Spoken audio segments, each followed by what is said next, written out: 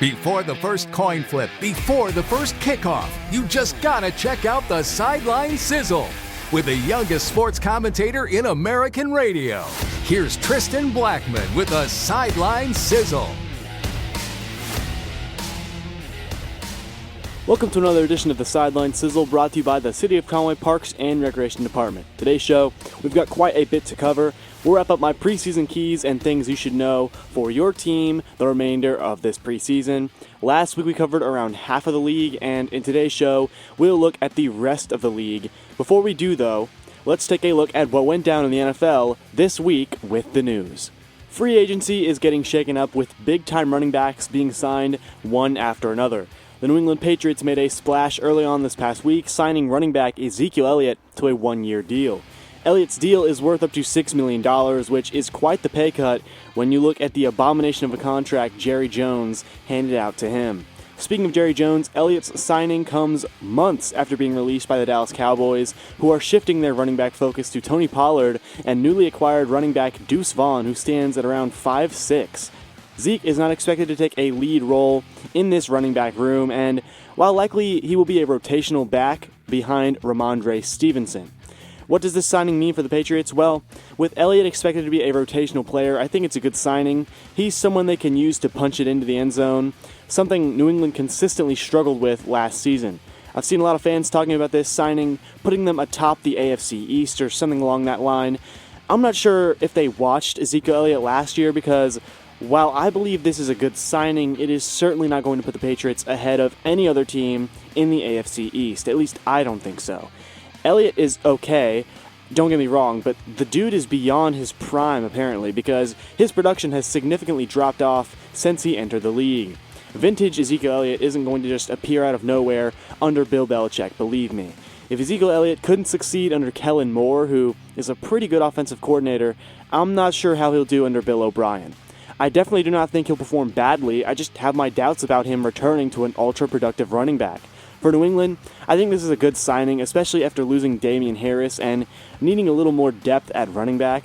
Then moving on here, there was another huge running back signing that went down earlier this week as well. Former Vikings running back Dalvin Cook finally made his decision on where he wants to sign, and believe it or not, it is with the New York Jets. The Jets were a team rumored to be in close contact with Dalvin, and I'm honestly surprised they actually signed him. In fact, just last week during the show, I spoke on how it wouldn't make sense for New York to sign Cook since they've already got Breece Hall.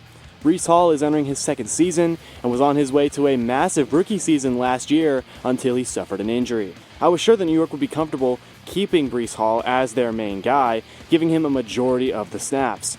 In my mind, I truly thought he was their main guy, and maybe this season he still will be. I just am a little confused as to why Dalvin Cook would sign other than to win a Super Bowl. That is, if the Jets are even contenders for a Super Bowl.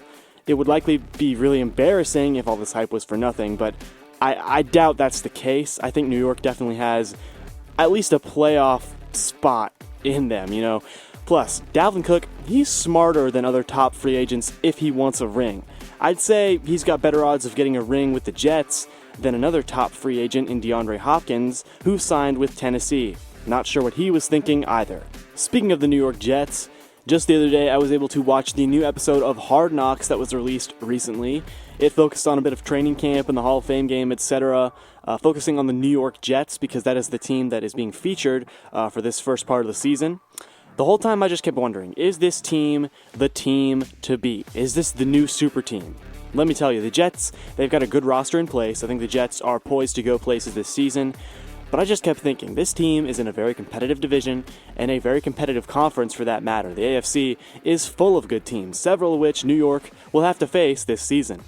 This team has its weaknesses. Their offensive line is in awful shape, which isn't great for Rodgers at all. Aaron Rodgers, he's played alongside several talented offensive linemen throughout his career.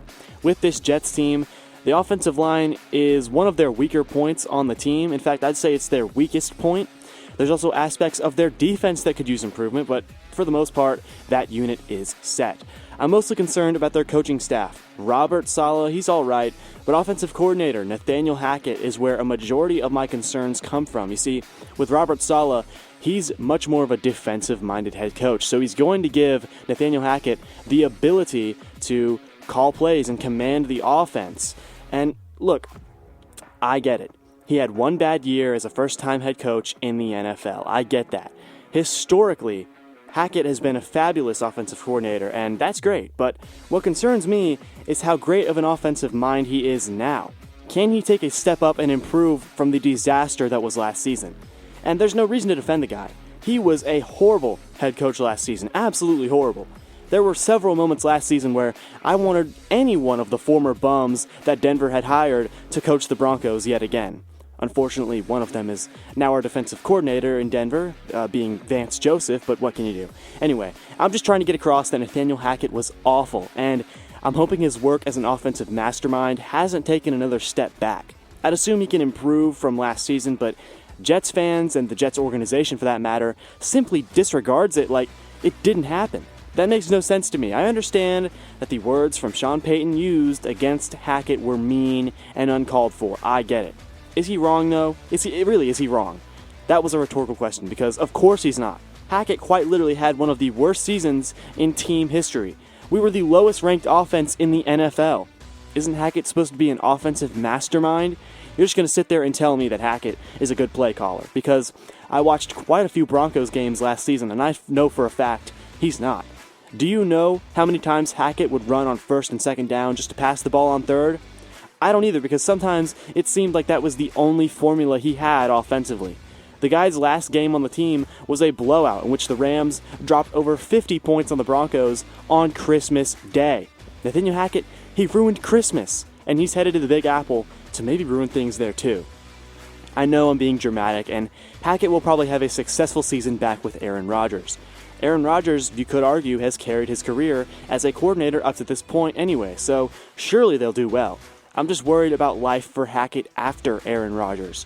If last season was any sort of an indicator of how poorly Nathaniel Hackett coaches when Aaron Rodgers isn't around, then we could be seeing the final few seasons of Nathaniel Hackett. Defensively, the Jets have pieces to put them in position to win a Super Bowl. Offensively, same thing. They've got pieces, but need to play with consistency this season. Nathaniel Hackett will be a very pivotal part in their success this season, and if he can just coach at a mediocre level at the very least, this Jets team should hopefully be playoff bound. Moving on, the NFL released its list of top rookie performers who played during Week 1 of the preseason. Chargers running back Elijah Dotson out of Northern Colorado is making a name for himself. The rookie, he posted up 92 rushing yards along with 2 touchdowns in the Chargers' initial game against the Rams. Dotson is currently competing for a roster spot and, after an impressive outing, could be bound for one. The Chargers running back room is looking a bit stuffed right now with Austin Eckler and others like Isaiah Spiller. Dotson is on the come up though. This comes after going undrafted in the NFL draft. We've seen many undrafted running backs claim roster spots before even starting roles, and Dotson, he's got an opportunity here. Texans wide receiver Tank Dell also cracked the list here. Dell, he hauled in 5 catches for 65 yards and an incredible touchdown reception. Heading into 2023, the Texans wide receiver room is looking pretty ugly. Dell has an opportunity to make a splash at wide receiver with very few players ahead of him on the depth chart. Tank Dell was taken in the 3rd round of this past year's draft out of the University of Houston and gets to stay local playing for the Texans. It's always cool seeing a player get drafted out of the city or state where they played college. Also, what a cool name, Tank Dell. A pretty crazy stat here is that he wasn't the only Tank taken in the NFL draft, as running back Tank Bigsby out of Auburn was selected by the Jaguars. Speaking of the Jaguars, one of their quarterbacks made the list in Nathan Rourke. Rourke actually played on the CFL, the Canadian Football League, but is considered a rookie since it's his first year in the NFL. The 25-year-old put up some good stats in the Jaguars preseason opener and made some pretty crazy plays too. Rourke had 153 passing yards and 20 rushing yards while putting up 2 touchdowns. Watching some of the highlights, I can see why Rourke made this list. He looked pretty great. Again, it's preseason, so I'd tread lightly before calling this guy a starting-worthy quarterback, especially considering Trevor Lawrence has already claimed that spot on the Jaguars roster. The next guy on the list is the Green Bay Packers running back Emmanuel Wilson, who had a phenomenal game. Wilson totaled 111 rushing yards and 2 touchdowns, making a statement that he deserves a spot on Green Bay's roster. Wilson played for Fort Valley State in college and was actually an undrafted free agent signed by the Denver Broncos. Unfortunately, he was released. However, he made a name for himself in the Packers locker room after his Week 1 performance in the preseason once they picked him up. Finally, Raiders quarterback Aiden O'Connell cracked the list as he put up 141 passing yards, going 15 for 18 passing, and finished the game with a rating of 117.8. Not bad from O'Connell at all, who was drafted by the Raiders in the 4th round out of Purdue. Maybe, just maybe, he's the Raiders' future guy, who knows. Anyway, that was just an extra peek at last week's preseason action. Coming up next, we'll take a closer look at the preseason, finishing the teams we missed last week when I covered my keys for this preseason. We'll look at training camp injuries, top training camp performances, players to watch, and much more coming up next. You're listening to the Sideline Sizzle, brought to you by the City of Conway Parks and Recreation Department.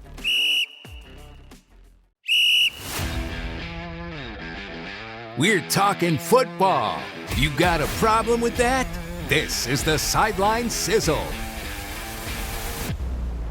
Welcome back to the Sideline Sizzle, brought to you by the City of Conway Parks and Recreation Department. Last week we took a look at some of my preseason keys and things to watch out for this preseason.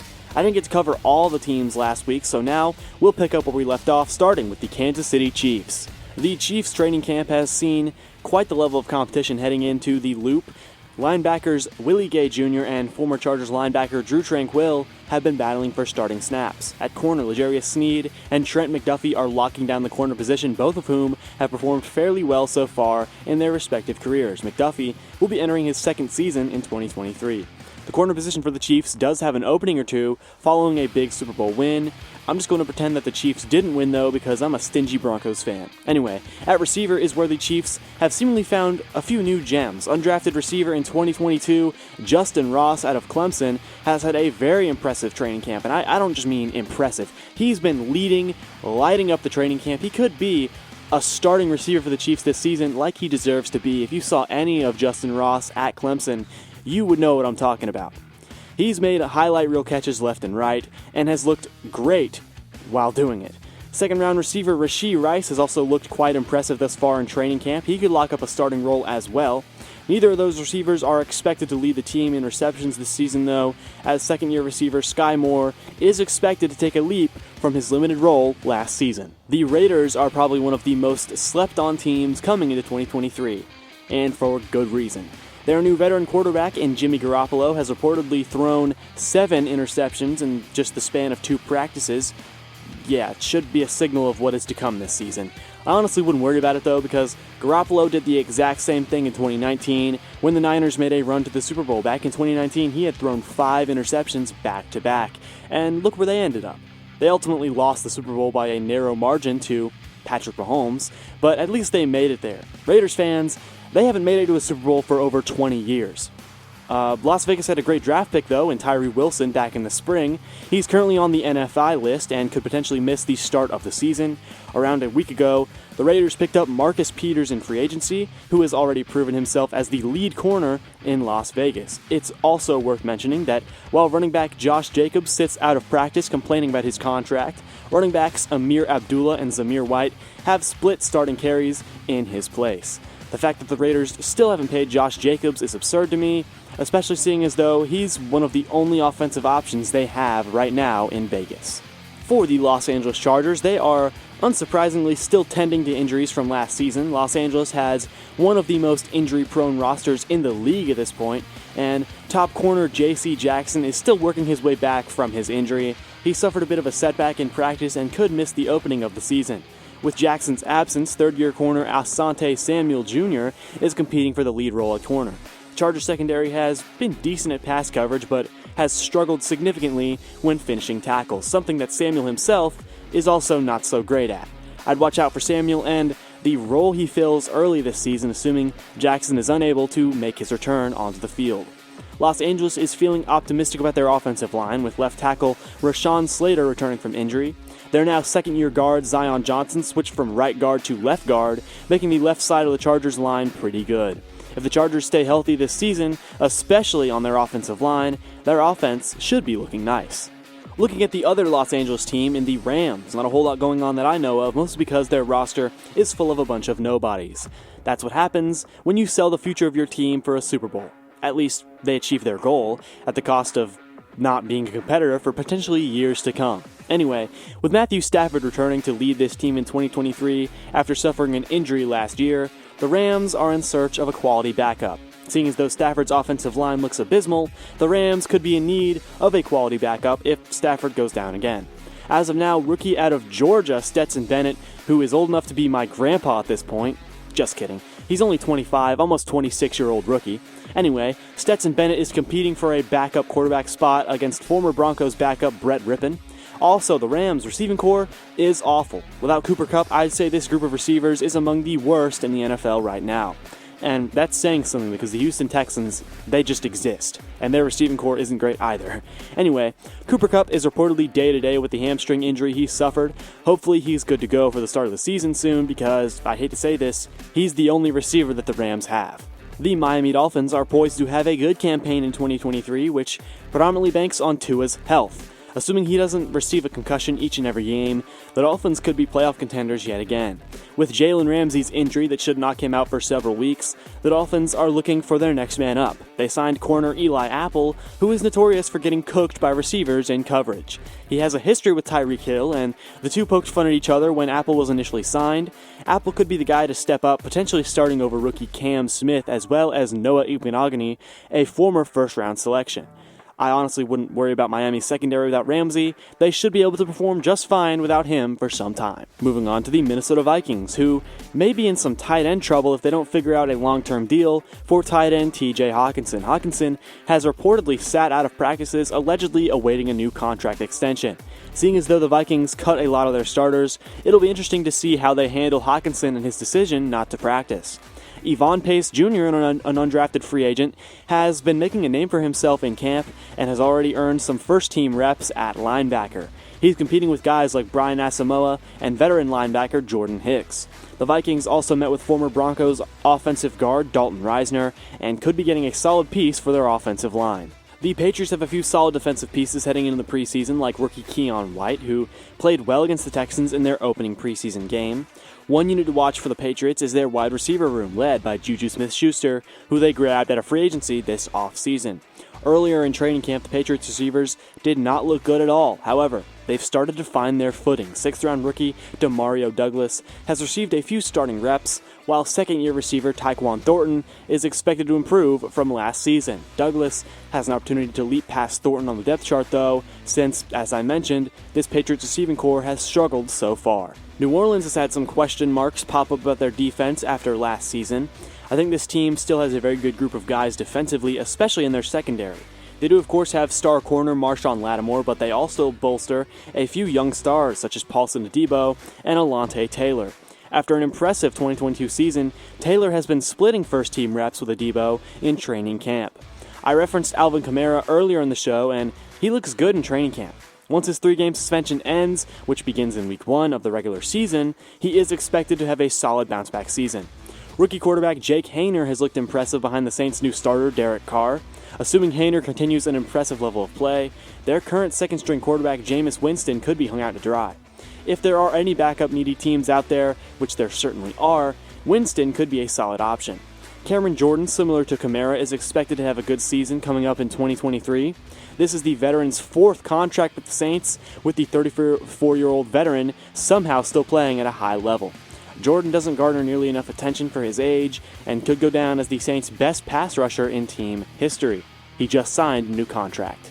The New York Giants have solidified their starting safeties for 2023.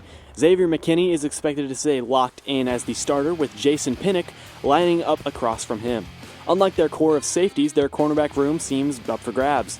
The Giants selected Deonte Banks out of Maryland in the first round of this most recent draft. Banks, however, isn't receiving nearly as much hype as rookie 6th-round pick Trey Hawkins III has garnered in training camp.